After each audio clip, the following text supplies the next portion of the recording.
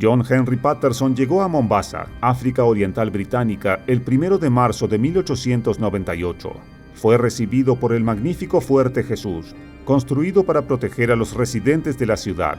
Después de todo, Mombasa conectaba los ríos con el Océano Índico, lo que permitía que cualquiera que controlara el puerto vital tuviera influencia y poder sobre el comercio marítimo. No es sorprendente que el hermoso puerto tuviera una historia sangrienta. Fue capturado y recapturado por los portugueses y los sultanes a lo largo del siglo XVII, cambiando de manos al menos 9 veces. En 1895, los británicos finalmente compraron el Fuerte Jesús y estaban decididos a mantenerlo de esa manera. Fue así que construyeron un ferrocarril de 1000 kilómetros a través de la tierra, comenzando en Mombasa hasta Busha. Esta fue la razón por la que Patterson, un teniente coronel del ejército británico conocido por su valentía y competencia, fue enviado allí. Fue comisionado por el Comité del Ferrocarril de Uganda con sede en Londres para garantizar que la inversión británica estuviera yendo según lo planeado. Luego de pasar casi una semana en Mombasa, el ansioso Patterson finalmente recibió órdenes de marcha en forma de una carta que le indicaba supervisar la construcción de un puente sobre el río Sabu. Idealmente vería su finalización antes de que el ferrocarril se completara desde el extremo opuesto. Patterson montó en el tren fuera de Mombasa y fue inmediatamente sorprendido por la exuberante vegetación que rodeaba el área. Sin embargo, al entrar en el desierto de Taru, el ambiente cambió drásticamente a algo desolado, incluso muerto. Quizá fue una premonición de la oscuridad por venir.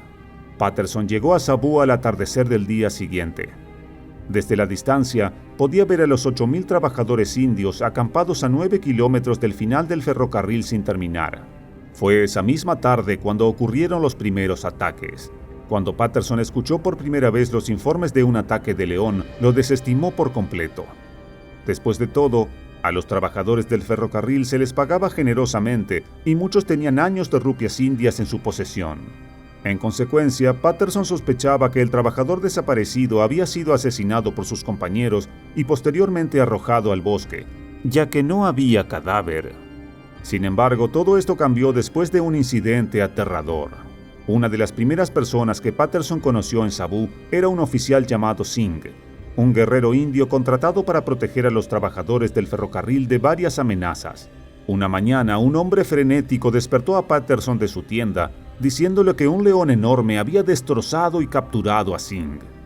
De inmediato, Patterson agarró su rifle y corrió hacia donde supuestamente había ocurrido esto. Aunque el león ya no estaba allí, todas las sospechas de Patterson se disiparon instantáneamente. Las huellas de las patas del león eran visibles en la arena, y Patterson notó que todavía estaban frescas. Mientras tanto, los talones de Singh trazaban surcos desesperados en la arena, mapeando la dirección hacia la oscuridad absoluta donde fue llevado. Patterson preguntó a uno de los trabajadores que había presenciado todo. Según el hombre, mientras dormía junto a Singh dentro de la tienda, la bestia levantó su diabólica cabeza por la puerta. El león miró al hombre, paralizándolo de miedo, y luego decidió desgarrar al desafortunado guerrero por la garganta. Aunque Singh gritó desesperadamente, no era rival para las poderosas mandíbulas de la criatura frenética. El hombre dentro de la tienda no pudo hacer nada más que escuchar los gemidos de Singh desde afuera. Patterson decidió rastrear a la criatura y se encontró con un espectáculo macabro no mucho después. El suelo empapado de sangre reveló el cuerpo de Singh, o más precisamente lo que quedaba de él. Trozos de carne y huesos más grandes en el suelo, junto con los huesos más grandes que el león no pudo comer. La cabeza de Singh, con sus ojos completamente abiertos, tenía agujeros perforados por los viciosos dientes del león. Al inspeccionar más de cerca, Patterson se dio cuenta de que debía haber 2 leones, ya que las marcas de lágrimas en el cuerpo indicaban una lucha de fuerza. Patterson recogió los restos y los enterró debajo de algunas piedras. Sin embargo, se llevó la cabeza de vuelta al campamento para su identificación por parte del oficial médico. Luego, Patterson siguió a los leones más adelante a lo largo del río. Sin embargo, las huellas eventualmente desaparecieron cuando la suave arena se encontró con el terreno rocoso, duro y escarpado. Mirando hacia la distancia, Patterson juró eliminar a las bestias. El primer intento de Patterson de cazar a los leones sucedió esa misma tarde. Se sentó en un árbol cerca de la tienda de Singh, esperando que el león adquiriera de alguna manera un gusto por los humanos y decidiera regresar por más víctimas. Algunos trabajadores aterrorizados lo siguieron y suplicaron sentarse con él. Sin embargo, el resto permaneció en su tienda cerrada. Poco después, una serie de rugidos siniestros alarmaron a Patterson. Los leones estaban de vuelta en la casa. Siendo un experimentado cazador de tigres, Patterson sabía que era cuestión de esperar. Se sentó durante 2 horas en total silencio, esperando finalmente atrapar a las bestias. Sin embargo, los gritos desde otro campamento a medio kilómetro de distancia llenaron el aire nocturno. Los leones habían capturado otra víctima. Pronto, Patterson intentó nuevamente frustrar los ataques, posicionándose en un árbol cerca de la tienda de la última víctima. Sin embargo, los gritos desde otra área lo llenaron de amarga decepción. Los astutos demonios se habían vuelto a eludir a Patterson y habían llevado a otro trabajador a otro lugar. Esto se convirtió en un juego del gato y el ratón, donde los leones siempre estaban un paso adelante de Patterson. Intentó encontrarlos durante el día, pero acechar a 2 leones en la densa jungla de Sabú era un juego de tontos, ya que las bestias tenían todas las ventajas sobre el cazador. Sin embargo, Patterson no se rindió. Gateó, acechó y buscó cuidadosamente a las 2 bestias con la esperanza de encontrar su guarida. Desafortunadamente, todo fue en vano. Los leones continuaron capturando a los trabajadores de sus tiendas. Tan pronto como Patterson los rastreaba con éxito hacia el río, las huellas siempre desaparecían cuando la arena encontraba el terreno rocoso. Era como si los leones supieran que perderían a Patterson en ese punto exacto. Eventualmente, los leones se volvieron más audaces y decididos, atacando y capturando trabajadores detrás de cercas gruesas o incluso alrededor de fogatas. Los ataques de las bestias estaban tan bien cronometrados que los trabajadores comenzaron a creer que no eran bestias en absoluto, sino el mismísimo diablo. En un momento, mientras Patterson dormía, lo despertó un movimiento afuera de su tienda. Gritó, «¿Quién está ahí?», pero nadie respondió, así que volvió a dormir. Para su horror, por la mañana encontró huellas alrededor de su tienda. Reconociendo su suerte, Patterson se mudó a una choza más sólida hecha de hojas de palma y ramas. Rodeó el área con cercas de espinas posicionadas a una altura considerable. En consecuencia, las tiendas de los trabajadores también estaban cubiertas por cercas de espinas. Sin embargo, el león todavía encontraba una manera de saltar sobre ellas o romper la barrera y capturar a otro trabajador por la noche. Los asesinatos se volvieron tan regulares que los hombres eran llevados de sus tiendas cada pocas noches. En una ocasión, los leones estaban merodeando nuevamente en la oscuridad.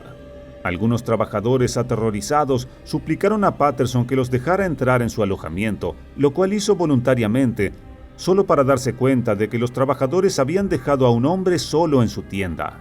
Patterson decidió llevar a unos pocos hombres y regresar para llevar al pobre tipo.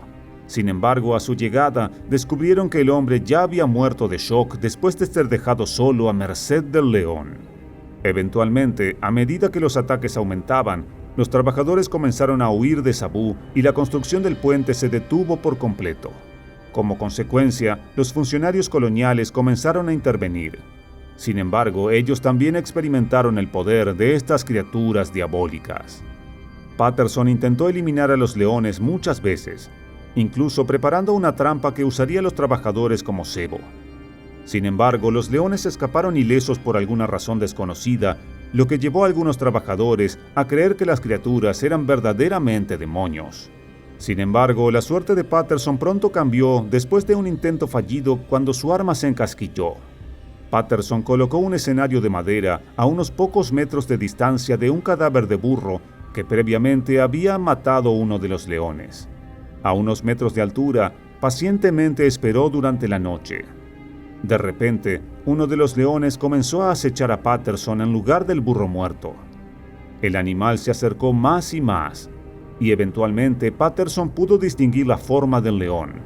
Disparó y un rugido aterrador atravesó el aire. Escuchando al animal luchar con dolor, Patterson siguió con varios disparos. Finalmente, los gruñidos se convirtieron en suspiros profundos y se detuvieron por completo. Patterson había eliminado al demonio. Unas semanas después, utilizó el mismo método y aunque el segundo león fue más difícil de matar, Patterson logró derribarlo. Le tomó 6 disparos completar el trabajo. Los devoradores de hombres de Sabú ya eran historia. El equipo de construcción regresó al sitio y terminó el puente en febrero de 1899. Aunque el número exacto de personas devoradas por los leones sigue siendo desconocido, Patterson relata que la cifra rondaba las 135. El cazador convirtió a las infames criaturas en alfombras planas de piel durante 20 años antes de venderlas al dueño del Museo Field. Hasta el día de hoy, los leones se pueden observar en el Museo Field de Historia Natural en Chicago, Illinois. Aunque una vez se creyó que eran los demonios en forma animal, los leones inofensivos serán recordados para siempre como bestias viciosas que vivieron en las oscuras páginas de la historia del ferrocarril de Uganda. Y aunque seamos las criaturas más inteligentes en la Tierra, debemos recordar que una vez que dejamos nuestra burbuja protectora, seguimos estando a merced de la naturaleza, siempre bajo la mirada atenta de los depredadores supremos que acechan en ella, esperando su momento para atacar y llevarnos a nuestra propia e increíble desgracia. No olviden suscribirse al canal y activar las notificaciones para ver más videos como este. Y si les gustó, denle me gusta. Nos veremos en otra desgracia increíble.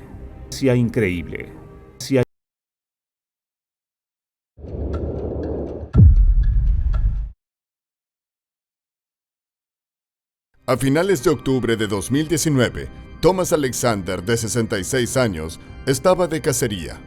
Había esperado a que comenzara la temporada de avancarga en Arkansas. Esto permitía a los cazadores usar armas de fuego más antiguas y tradicionales. Era quizás una forma de caza más desafiante, pero mucho más gratificante. Thomas partió hacia Yellville. Se instaló en un puesto de ciervos y esperó. Los sonidos de la naturaleza lo rodeaban mientras exploraba los alrededores en busca de cualquier señal de un ciervo. Su paciencia fue recompensada cuando vio un ciervo emergiendo en un claro. Era un macho, una vista magnífica con impresionantes astas y pelaje brillante. El corazón de Thomas dio un vuelco en su pecho. Levantó su rifle y miró por la mira, controlando su respiración.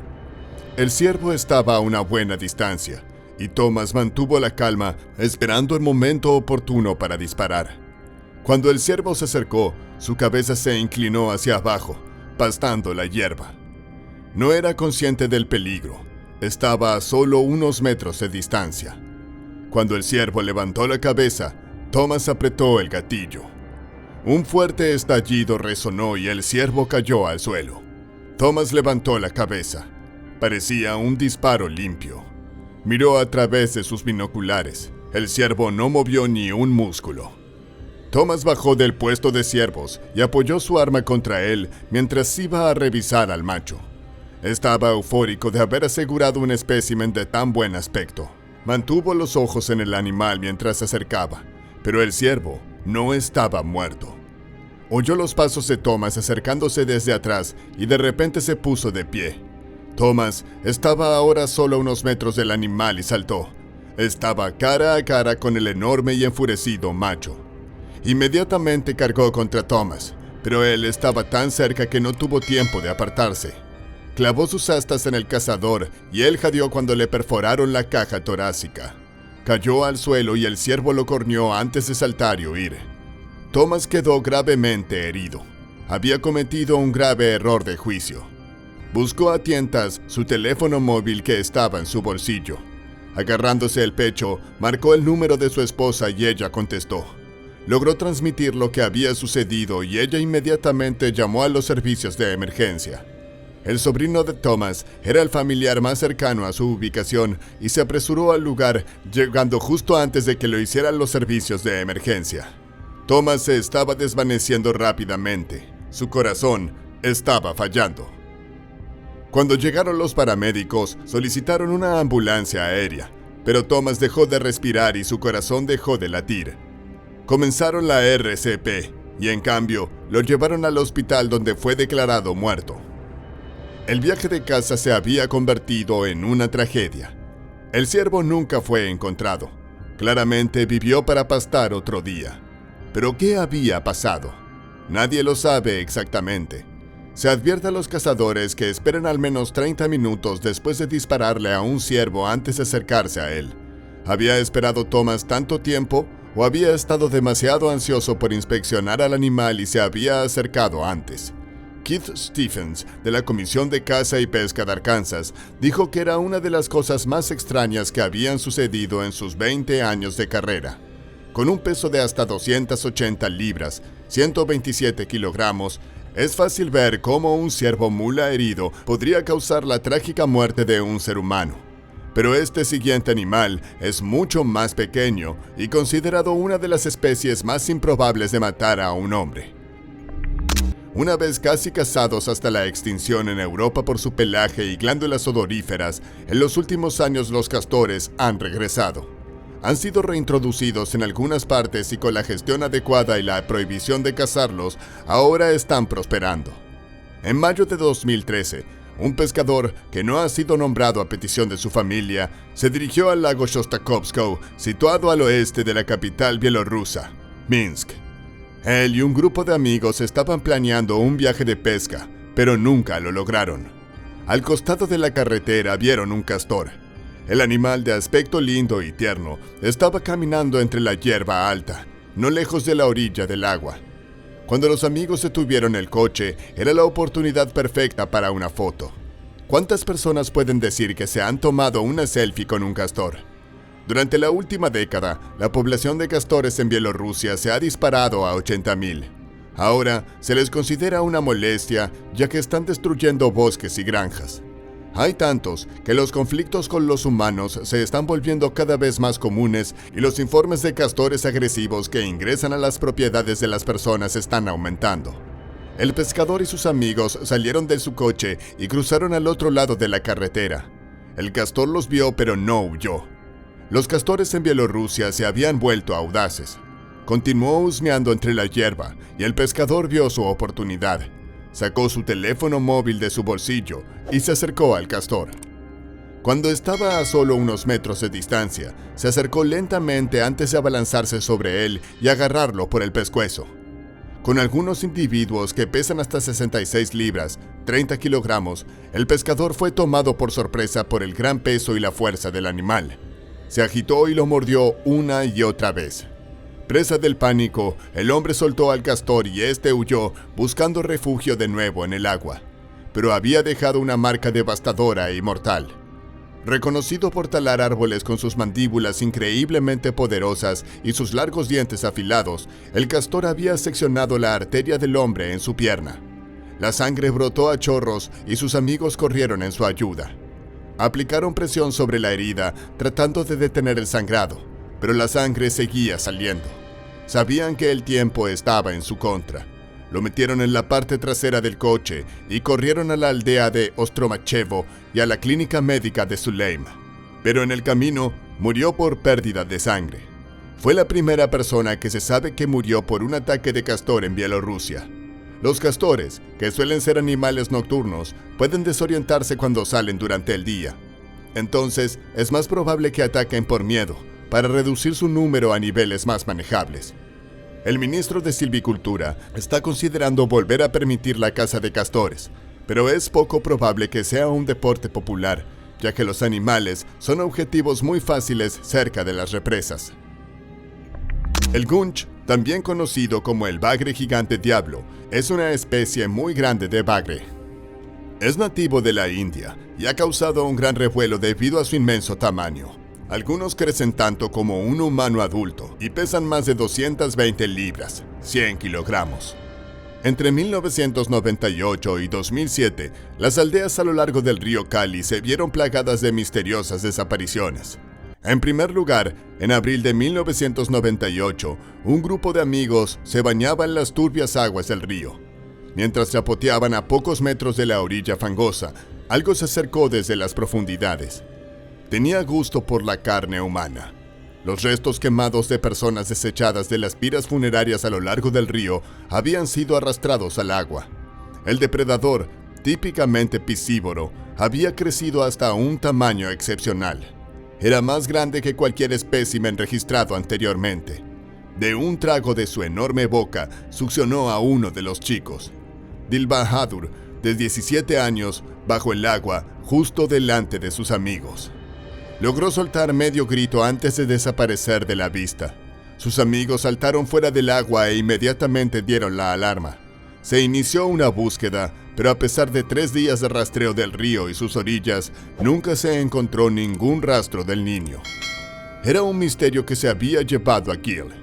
Sus amigos no habían visto el lomo nudoso de un cocodrilo ni la aleta dorsal de un tiburón toro. Las corrientes en el río eran inexistentes en ese tramo en particular. Algo fuera de lo común se lo había llevado esa tarde, pero nadie sabía qué. El río se consideraba relativamente seguro para que los lugareños nadaran y se bañaran, pero solo 3 meses después, la misteriosa criatura atacó de nuevo. Esta vez tuvo lugar en Dharmagat. Un hombre y su hijo pequeño se bañaban en el agua. Sus chapoteos fueron detectados por el depredador encubierto y se movió para matar. Silenciosa y rápidamente, el niño fue arrastrado bajo el agua a pocos metros de su horrorizado padre. El hombre rebuscó en el río, tratando desesperadamente de agarrar a su hijo, pero el agua marrón hacía imposible ver. Se produjo otra búsqueda frenética, pero nunca se encontraron restos del niño. La gente se volvió cautelosa al entrar en el río. Lo que antes había sido una actividad segura y agradable, ahora era algo que podía costarles la vida. Pero a medida que pasaban los meses y se convertían en años, la gente comenzó a sentirse segura nuevamente en el río Cali. Si bien las familias de los desaparecidos nunca olvidarían, otros lo hicieron hasta que la criatura atacó de nuevo. Esta vez, en 2007. Un nepalí de 18 años disfrutaba del río entre amigos cuando de repente sintió que algo lo agarraba por la cintura. En un instante, fue arrastrado bajo la superficie del agua y desapareció sin dejar rastro. Cuando se corrió la voz sobre el misterioso monstruo del río, el biólogo británico Jeremy Wade se ofreció a investigar. Estaba decidido a atrapar lo que fuera responsable de los ataques. Un destello gris cuando una de las víctimas fue arrastrada hacia abajo. No era mucho para continuar, pero lo que hizo Jeremy fue considerar todas las cosas que posiblemente podrían ser. Examinó el tramo del río donde habían tenido lugar los ataques. Era solo un tramo de río de 4 millas. Al principio, pensó que las explicaciones más probables eran un remolino o corrientes de agua inesperadas. Para que las víctimas fueran arrastradas bajo el agua casi en silencio, sin una cantidad feroz de chapoteos, como suele ser el caso con un ataque de tiburón, las corrientes de agua parecen ser la explicación lógica, pero ese tramo particular del río no tenía turbulencia. Intrigado por el misterio, Jeremy comenzó a escuchar a los aldeanos. Muchos de ellos creían que era un gunch. Durante su investigación, un búfalo de agua doméstico que pesaba 350 libras, 160 kilogramos, fue arrastrado al agua mientras bebía en las zonas poco profundas. Para que un depredador capturara a un animal de ese tamaño, Jeremy estimó que el bagre debía pesar alrededor de 300 libras, 135 kilogramos. En ese momento, comprendió que estaba buscando a un verdadero monstruo.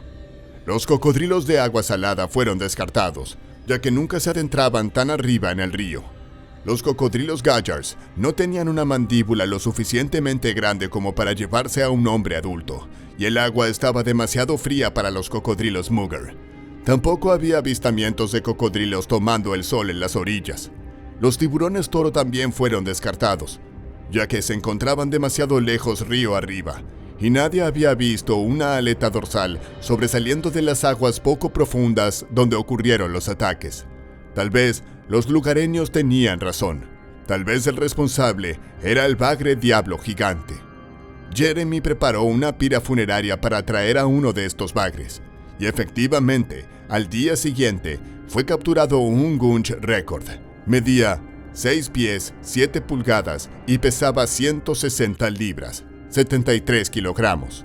Aunque ciertamente era lo suficientemente grande como para llevarse a un niño pequeño, para arrastrar a un hombre adulto o a un búfalo de agua, el gunch tendría que ser mucho más grande.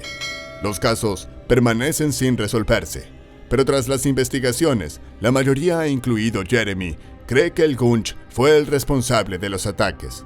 Eso atrajo a tantas personas al río hacia su aterradora desgracia increíble.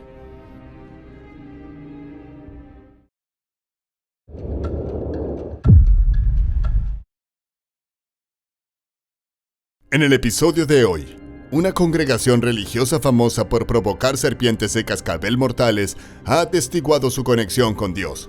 Con solo 2 mordeduras de serpiente fatales en 20 años, la iglesia no tiene planes de detenerse pronto. Dale me gusta y suscríbete ahora mismo.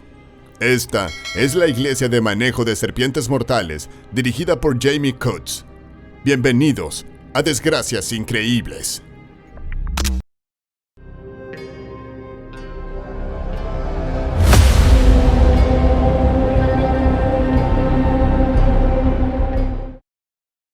Jamie Coates era un personaje controvertido, por decirlo menos. Para 2012, sus escandalosos servicios religiosos incluso habían aparecido en National Geographic Channel. A Coates le gustaba llevar serpientes vivas al escenario, siendo sus favoritas las serpientes de cascabel y las víboras. Cuanto más venenosas, mejor. Él y su congregación creían que sus 20 años manejando serpientes, mientras era mordido no menos de 8 veces, eran prueba de la intervención divina de Dios. Era evidencia de que los verdaderos creyentes siempre podían contar con la protección de Dios, incluso de las criaturas y circunstancias más peligrosas. Pero Coates era, un chiflado, y es difícil sentir mucha simpatía por un hombre que puso en peligro a su propia congregación. Hubiera sido una cosa si él hubiera asumido todo el riesgo, pero Coates permitió que los miembros de su iglesia manejaran las serpientes ellos mismos, diciéndoles que la fe los mantendría a salvo. Le funcionó bastante bien a Coates durante un tiempo. Eso fue hasta que Melinda Brown, de 28 años, murió después de ser mordida por una serpiente de cascabel de 1.2 metros de largo en 1995. Melinda fue llevada a la casa de Coates, donde sufrió durante 2 días antes de morir por la mordedura, y nadie pidió ayuda hasta que fue demasiado tarde. Predicar sobre el amor y la valentía es una cosa, pero si vas a hacer todo lo posible para probar a tu Dios, sin importar a quién estés rezando, estás provocando al oso.